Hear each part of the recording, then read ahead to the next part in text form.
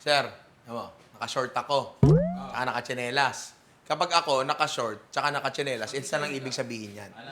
Hindi ako mahilig sa tubig eh. Putek pwede pa. Pero, hindi. Ibig sabihin niya, madali lang yung shoot natin ngayon. Merong virus na kumakalat sa internet. Ang tinutukoy kong bumabiral ngayon sa internet, yung waterless chicken. Nakita nyo na yun. Je, lagay ka nga dito. Lagay mo daw. Lagay mo, waterless. Yan, lagay mo dyan. Yung waterless chicken na yun, yung pagluluto siya ng parang chicken stew or chicken soup, pero walang tubig. Wala kang idadagdag na tubig. So, ang tubig, yung soup, manggagaling sa manok, tsaka sa mga gulay-gulay niya. Si Amity, 3 linggo na akong kinukulit doon. Sabi niya, magre-resign daw siya kapag hindi ko niluto yan. Kaya sabi ko, lutuin na natin yan. Pag tinitingnan ko yung video na yan, malamang nakita niyo na rin naman talaga yan. Ano yan eh? Like, gulay, manok, asin, tapos tatakpan, tapos mag-steam lang siya. So, ang susi dito, low heat. Kasi konti lang yung tubig na meron tayo doon kasi nasa loob lang ng gulay, prutas. Yes, may prutas po ito. Parang pineapple sa pizza.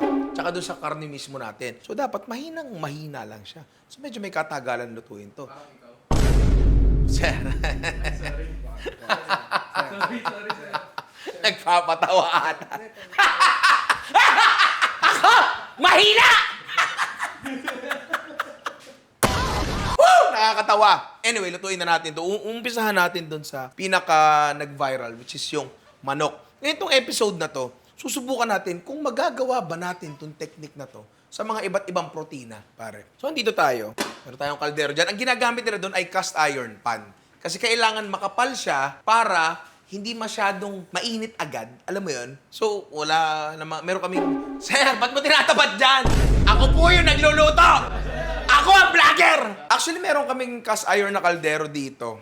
Pero, wala na pala tirang inaata ng baha. So, eto na lang tayo. Tsaka, ayoko rin naman sabihin na magagawa nyo lang to kapag meron kayong cast iron na kaldero. Siguro, any kaldero o kawali na medyo makapal ng konti at kasya isang buong manok. Doon sa recipe mga nakikita ko, isang buong manok yung ginagamit nila. Pero honestly, pwede naman siguro hita lang, picho lang, ganyan. Malalaman natin yan. Sisimula yun sa repolyo. Matubig ang repolyo eh. Tsaka di katulad na sinasabi ng iba dyan, ang repolyo ay may lasa. Isa sa top tier na gulay para sa akin ito yung repolyo. Lagyan natin dyan. Tapos, from here pa lang, lagyan na natin ng konting asin. Konti lang, para magtubig siya. Tama ka doon. Gusto mo ikaw na rin mag-vlog. Kasi tama ka doon. Sorry. Mahina daw ako. Next, yasibu, pare. Tingin ko, ang pinaka nagbibigay lang talaga ng tubig dito. Well, kasi isipin mo, bakit hindi maglagay ng pipino? Bakit hindi maglagay ng singkamas? Matutubig yung mga yan. Feeling ko kasi, hindi masyadong malasa yung mga yon. Etong mga to, kahit sabihin mo matubig, malasa yung mga yan. Diyan. Bawang. Ito hindi naman ito masyadong matubig. Mainly for flavor lang din talaga.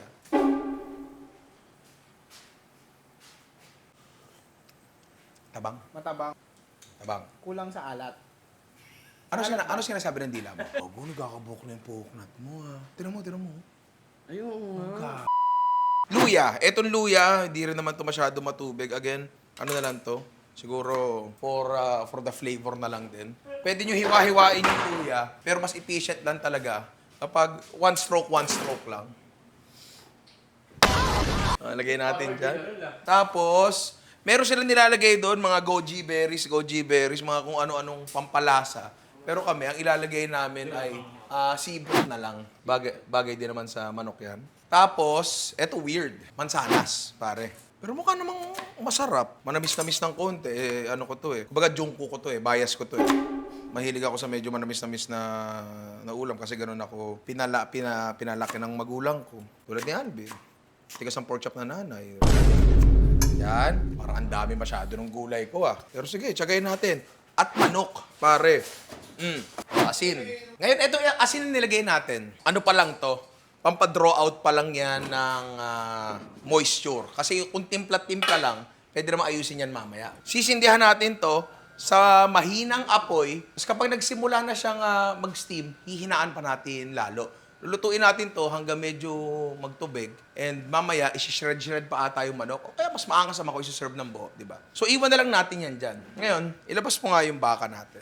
Ang pinagkaiba ng manok sa baka, ang manok hindi na kailangan palambutin halos yan. Ang baka, mga 3-4 na oras sinasalang yan. Posible ba nating magawa etong style ng pagluluto na to gamit ang baka? Pero kasi, habang iniisip ko to kagabi, habang ako ay nagde-deadlift ng 352 kilos, ay, sabi lang sa'yo eh. Naalala ko si Chef JP bumisita dito sa Malabon. Bumisita siya. Sabi niya, Ninong Ray, ang pogi mo, ang lakas pa. Pero meron akong gusto sabihin. Sinabi niya, kumain kami doon sa isang sikat na kainan dyan. Tapos kinausap ko yung may-ari, nagluluto. Hindi, again kung eto nasa vlog, alam niyo na siguro doon kung nanonood kayo ng vlog ni Chef JP. Hindi ko sure eh. Kasi ang tagal na ito, parang 3 years ago na to eh. Sabi niya sa akin, isa sa mga sikat na putahin nila ay etong kanilang beef mechado. Etong beef mechado nila, ang sabi ay hindi daw masyadong tinutubigan. What? O, diba? What? Yan din mismo ang reaction ko. Paano ngayon lumambot yan nang hindi tinutubigan? Sa hangin lang. Mechadong hangin. Hindi, sir. Hindi. May apoy din. Pero ang sagot pala doon ay sibuyas. Sa sibuyas nang gagaling yung tubig. Kapag ako ay nagsisir ng local na baka, ang tagal bago matusta. Ang tagal bago magkaroon ng kulay, lalo kapag gisa-gisa. Kasi matubig ang baka. Ngayon, isip ko, hindi ko na rin igigisa yung baka. Kasi kapag ginisa natin yung baka, mag-evaporate na yung tubig. Tutulong na ngayon siya sa pag-produce ng tubig doon sa sarsa. Inisip ko mabuti. Bakit ko gagawin to? Hindi, nag-iisip na lang ako. Para saan tong bagay na to ngayon? Bakit ba ayokong lagyan ng tubig? Para mas concentrated ang lasa. Kasi ang tubig ay inert. Wala siyang lasa, wala siyang flavor. Baka mamaya, mas masarap tong sistema na to. Hindi natin alam. Kawali, kailangan muna nating iswet yung onions. Pagpawisin natin ng konti para magsimula na yung katubigan. So, ang bakang gagamitin ko dito, depende, baka 1 kilo, 1.5 kilo. Pero ang sibuyas ito ay nasa 1 kilo to, no? Nasa 1 kilo, oo. Oo. So, ito ay sisig cut kasi kailangan nga natin malaki surface area para kumatas yung tubig, di ba? Yan natin yan. Gusto lang natin tong magsimula ng magpawis nga. Lagyan na rin natin ng bawang. Lagyan na rin natin ng asin para magsimula na magtubig. Kunti lang. Habang ginagawa natin yan, so yung baka natin, hihiwain natin siya. Unang sinabi ko, di pahiwa mo na. Tapos bigla akong binawi. Sabi ko, wag. Kasi kadalasan, no, kapag nagpapahiwa ng manipis sa palengke, yung tapa style, ito ay along the grain. Ano yung along the grain? Iba po yun sa along the riles, ha? Ang along the grain, yan ang along the grain. Ito yung hibla niya. So kadalasan, paganyan ang hiwa nila. Kapag ganyan ang ihiwa nila, ito yung mga fibers natin. Kahit 4 lang talaga yan. Ayan, fibers. Galing na. Pagka ganyan ang haba ng fibers. Kag kinagat mo yan, ito yung ngipin mo, mahirap putulin yan. 'Di ba? Kasi buo pa yung fibers. Ngayon, kung hihiwain natin yan across the grain, kita mo yung fibers niya, putol-putol, kumpara mo dito, ang haba-haba. Hindi mo na kailangang masyadong putulin yung fibers. Kasi kapag ganyan na siya, ang pinuputol mo na lang ay yung mga fascia ata ang tawag dito. Tira mo to. Ayan o. Yung mga pagitan ng karne na yan, yan na lang yung pinuputol mo. Di ba? So, hihiwain natin siya across the grain. Hiwain natin to. Tapos, doon sa sikat na kainan na yon, maninipis. Kahit sa palengke, kapag nagmetsado ka, maninipis eh. Di ba? Hindi siya chunks ng karne. Parang ganyan. Di ba? Hiwain natin dyan. Ayan o, kita mo. Nagpapawis na yung sibuyas natin. Tapos, George, hanap mo nga ako ng takip na sakto dito. Yan. Tinatakpan ko na agad para hindi sayang yung evaporation. Para lahat yan ay kumulong. Dahil eto nga ay gagawin nating parang mechado. Kalalagyan natin ng kamatis to. Kapag to nilagyan natin ng tomato sauce, liquid na yun. Tama. Medyo gasmado yun. So kamatis ang ilalagay natin dito. Alam natin na ang kamatis ay matubig. Diba? So eto, kahit paano nyo hiwain, kahit ganyan-ganyan lang, okay lang. Basta mag-open up lang siya. Alam mo, minsan malungkot ako. Malakas na yung usok niya. Hihinaan na natin ito ng pinaka-albin. Mahina. Nalagay na natin to, tiskama. Ngayon, para nasa tema tayo, parang gusto kong lagyan ng mansanas. No? No? Kasi ang mansanas naman talaga ay hindi naman sobrang strong ng lasa. Ang apple pie nga eh. Ang nalalasahan mo to, cinnamon. Hindi naman yung mansanas. Naalala mo few years ago, gumawa tayo apple pie. Sayote gamit natin. Diba? Matamis din naman ng sibuyas. Diba? So I'm guessing okay lang to. Pero mas maliliit yung hiwa natin dito. Yan. Hindi ko talaga alam kung gagana to, kung anong mangyayari dito. Pero kaya nga tayo nandito para matuto. Kasi tayo ay likas na Scientist. malibo. Tayin lang natin yan. Meron pa tayong isa, actually, Pero yun, mabilis lang lutuin. So, hintayin na muna natin to. I think mga around 1.5 oras na. Oo, di ba? Kaya lang, silipin natin. O yan, so balikan nyo kami dito, update na lang namin kayo. Kapag naluto isa, doon natin lutuin yung ating pangatlo. Para. Siguro mga kulang 1 oras na kalipas. Yan. So eto, hindi ko alam kung magkakamatis ba siya, like magsasos ba siya. Pero definitely, kitang-kita mo, ang dami talagang tubig. Then tsaka kung ikaw nagigisa ng baka sa bahay, na 1 kilo, alam mo paminsan-minsan na talaga nagtutubig talaga yan bago mo makuha yung tusta. Ngayon, dito ako namang problema. Silipin niyo itong manok natin. Ay, hindi nagtubig. May tubig siya dito sa ilalim. Pero konti. Ayan o, tira nyo. Ayan. Baba mo konti. meron. Hindi pa siya enough. Feeling ko, kasi hindi pa nare-reach ng init yung gitna ng manok enough para, magtubig siya. Hindi rin kasi pwede masyadong malakas yung apoy. Gawa ng, baka masyado mabilis yung evaporation. Yun nga yung kinikip natin. Isa pang concern ko dito, hindi tight-fitting yung lid ko Ayan o. Baka tumatagas lang. Umuusod, di ba? Baka meron tayong mahanap na ibang takip dito. Kasi eto, tight-fitting yung lid. Yan talaga yan Eto, ano lang to Bigyan pa natin to ng ilang oras. Okay. Testing. Yan. Ang problema lang kasi dito, yung manok, nung naluto, medyo nag-tight siya ng konti. Umusod yung tuhod. So baka pwede na lang natin tong diinan. Ayan. Ngayon, eto, may butas dito. Ewan ko like, baka makatulong lang din. Foil, siksikan natin ng foil.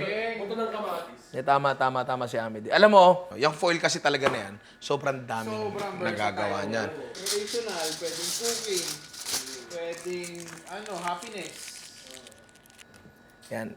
Umayo naman siya. Hintayin na lang natin. Dito lang talaga ako medyo concerned ng konti. Kasi dito, eto yung manok yung nagbabiral Yung baka, hindi Mas sure ako na magtutubig yung baka Mas sure talaga ako Ewan ko, tama naman yung nakita natin, pero hintayin na lang natin yung resulta. Para ngayon, pag-usapan naman natin, Alvin, ang Ang epekto ng gasolina, sunod-sunod na pagtaas ng gasolina sa epekto sa mga Magic Cards sa Pilipinas. yan.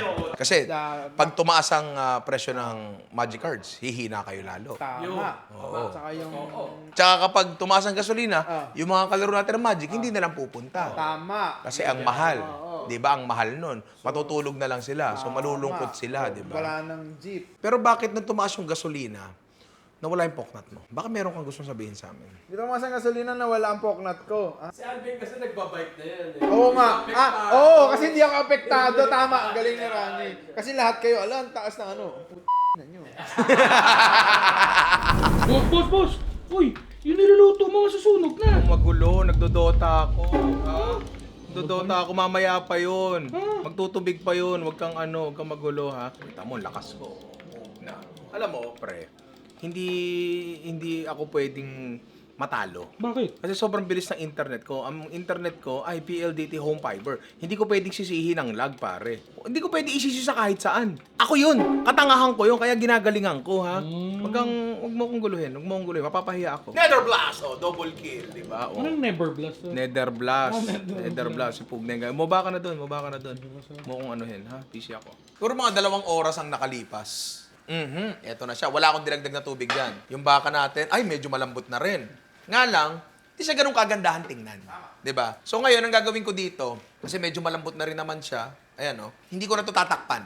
Ganyan na lang yan. Ganyan na, para mag-reduce ng konti, baka sakaling mas gumanda yung itsura. Yung manok natin, voila. Wala akong dinagdag dyan. Kaya na lang nating i-plate to, titikman na lang natin. Pwede pa natin i-adjust yung yung timpla niyan, maya-maya ng konti. Pero bago natin gawin yan, dito muna tayo sa last natin. Seafood naman tayo, pare. Repolyo. Ayan mo dyan. Sibuyas. Mansanas. Yan. Beluhan lang natin ng init. Tapos asin para magtubig nga agad. Luya. Seafood di ba? Dapat may luya. Ganyan na kalaki. Kalmado lang. Magtubig muna siya ng konti. So ngayon, pengin ng plating. Sagay natin yung sabaw. Pre, wala nang garnish yan. Di ba? Kasi kapag yan ang sinerve sa'yo, ay posible hindi ka matuwa talaga. Tama. At eto na, pare, ang ating waterless chicken soup na mukha naman talagang napakasarap. Pero paano natin malalaman kung masarap yan? Doon tayo sa talo. Pinagtulungan niyo ako eh. Sir, Nag-ano ka, sir? sir, down to 11. CR ka kasi ng CR. Tikman na natin yan. Brother Jerome, slow mo muna. Konti lang. Yan, talo eh. Politika ako. Hungry for you. Yeah. Bago natin tikman nyo, nagpapawis na par. So, lagyan na natin tahong. Ang tahong pa rin malakas magtubig yan. Galing dagat ko. Tapos, hipon. Ang ano nito, ang lasa nito, strong. To, hinuli ko talaga kasi mabilis lang yan eh. Itsura-wise, sirman ka ng ganyan, matutuwa ka talaga. Ganyan karaming protina, di ba? Ngayon, tinan mo to. Makikita ko ba dito, Rani? Baka hindi kita ito. Yung sabaw na yan. Nagpa-plastic siya. Oh, para sa ramen. So, meaning talagang maganda yung collagen extraction natin. Ngayon, sabaw muna tayo. Kunyari, hindi ko pa natitikman. The perfect sip. Ah, shitness overloadings. Mukhang gagaling ka talaga dito. Oh, isa pa, isa pa. Masarap, malasa. Ano pa? Ano pa yung nalalasahan mo? Sabi mo sa akin. Andun yung luya. Manamis-namis siya. Manamis. Manamis-namis siya. Ayaw mo sabihin eh, leche. Manamis na miss siya. Patis. Yan. Wala ba nung ano? Oh. Ay! Ay! Ay! Ay! Sir, may babalik niyo pa po ba yan? Hindi na, sir. Kung mapapanood nyo yung mga tinola videos na ginawa namin, maraming beses na rin tayo nagtinola. May gumawa pa nga tayo dati ng tinola risotto. Marami tayong ginawa. Pero nagtinola pa nga tayo ng pugo eh. Naalala mo yun yan? Ngayon, pag ako talaga nagtitinola, hindi masyado masabaw. Oo, malagkit siya. So parang ganito rin. Ay, Puti. juicy. Sausaw natin dun sa sabaw para humigop siya. Para and the perfect bite. Protein gains. Ngayon, eto sa akin Ang ganda ng texture ng picho niya talaga. Ano to, sir? Bakit may hiluya ba yan? Hindi. Luya yan. Nakita pa yun. Oh, di ba? Pre, ano siya? Chinolwa. Ganon siya. Social na tinola. Wait lang Be, tumawag lang yung asawa ko saglit. Nag-cut ako. Tira mo nangyari. Nakakalansay na ng mga ulol na ere. De, legit Tapos, hindi nila kinuha yung isang hita. Kasi hindi nag-aagawan sa hita. Kasi yung picho, masarap na siya enough. Pre, sa akin kung ikaw bago nagluluto, mas marami pang steps ng tinole. Di ba? Yan natin itong beef natin. Ayan. Ayan, tira mo. Nag-reduce na ng konti. Yan. So, re-reduce pa namin ng konti ito. Siguro around mga 5 minutes. Tapos, check natin. Ito, medyo mas nagmukha na siyang disenteng putahe. May niluluto si Papa nung araw, Ran. Ewan ko kung naaalala mo. Kung tawagin niya sarsyadong baka. Yung literal na baka, sibuyas kamatis lang talaga, tsaka patis. Parang ganito yun. Ang naibalan dito, May mansanas. may mansanas to, so mas matamis ng konti to. Asin, pwede niyong asinan, pero timplahan na lang naman to patis. Pero dito, napatunayan natin na yes, nag-a-apply din siya sa baka. At yung kwento kay Chef JP, nung nagtitinda sa sikat na kainan dito sa Malabon, ay legit. Oo. Natin yan, Dayan. Saan? Dayan. Dinay. Wala nang garnish yan, pare. At eto na, ang ating waterless apple braised beef. Pwede ba nating sabihin yun ng ganon? Well, may repolyo rin to, di ba? Ay, hindi. Walang repolyo to. Sibuyas na marami. Oo. Hindi ko alam kung ano talaga yung tatawag dito. Pero tikman na lang muna natin kasi proof of concept na natin. Mukha naman siya masama, pero natin malalaman. Hindi kasi- Teka lang! Kailangan ko malaman kung paano natin malaman kung masarap ba to. Pero kailangan natin malaman mula doon sa talo. Tikman na natin yan. Pero bago yan, Jerome, slow mo ko muna. Konti na. Ang dami yung I don't know talo. if you knew this, yeah. But I wrote you a song and it goes like this. Kuha tayo ng karne. Malambot yung baka, Kita nyo? Opo. Boss chef. Yan, pare. Ang the perfect bite.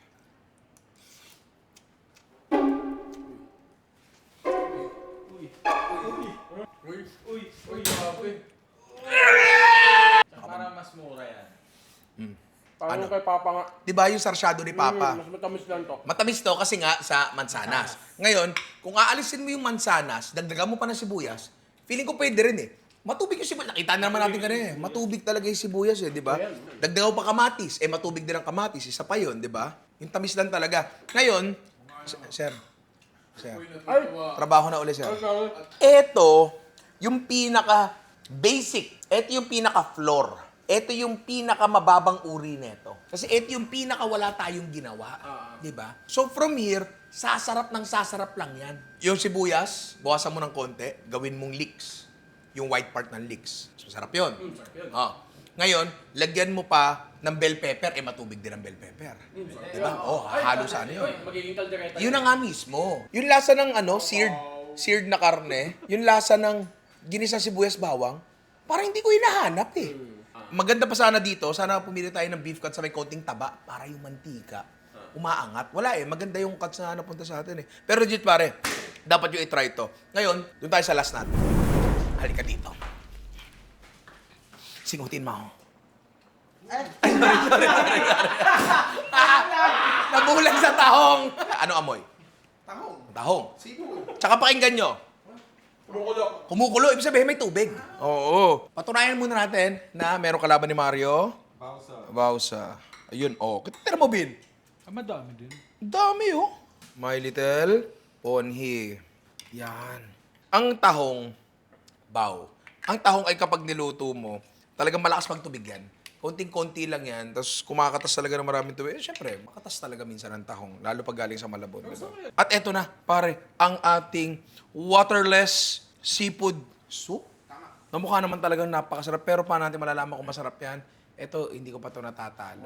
Sa Magic, pero sa Dota, tinalo ko na yan. Yung tanong ko sa computer shop sa tabi ng bahay nila, tayo yun. Hindi pa natin kilala to. Tinalo ba natin? At siya yung katapat ko. Krob ata siya. Zeus ako sa mid. Sino tong krob? Ang tanga sa mid ah! Ngayon, mula sa isang tinalo ko, paano natin malalaman kung masarap yan? Tikman na natin yan, pero bago yung Jerome, slow mo muna. Konti. You bad, hungry for it. I'm hungry for it. Hungry for it. Sabaw muna, pare. Ay, p***. Sir! Pero barurot yan, barurot na yan. Grabe na mahigop. Tamis, ah. Ang tamis. Pero hindi siya overly tahong. Meron kasi yung yung sobrang tapang na lasa ng taho. Sir, inuna mo na, sir! Sir! Actually, eto, malamang sa malamang. Kasi ang tahong lang. Pero pre, sabaw itself, napakasarap. My Little Pony. Gano'n na rin lasa na ito eh. Ano? Sabaw? Diba? Manamis-namis. Yung tingin na yun, ang lagkit. Hindi gagi, pre. Like, iba talaga siya. Eto, tikman ko lang to. Yung mga gulay-gulay niya dito, mansanas. I mean, pwede mo pa rin naman kainin. Ito, yung repolyo niya. Hindi masyadong lusaw tulad nun sa manok. Ito, ulam pa talaga to. Masarap.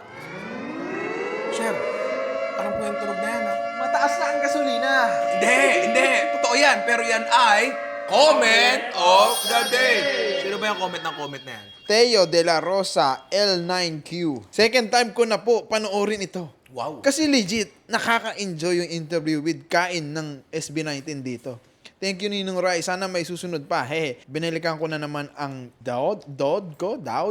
D-A-W-D. Ano ba to? Gen Z. Ano ba to? Daud ko. Pablo, ang fresh kasi. Ha ha ha. Heart. Parang dad ba yon? Dad? Ang tatanda na kasi namin eh. Ikaw lang. Kala mo lang tumatanda. Ang kapal ng atay mo, ikaw nga ito ay poknat eh. Hindi, pero yun nga, enjoy talaga ako. Sa totoo lang, nahuhuli ko yung anak ko minsan. Pinapanood niya yung BOH, tapos pinapass forward niya din sa sayaw. Hindi, syempre, pero sa totoo lang core memory yun para sa bata. Yung sayaw. Grabe yun, no? Pero imagine mo kung nung bata ako, nakapag-rap ako sa harap ng salbakuta. Hanggang ngayon, niayabang ko sa inyo yan. And kayo, dapat nyo itry to, pare.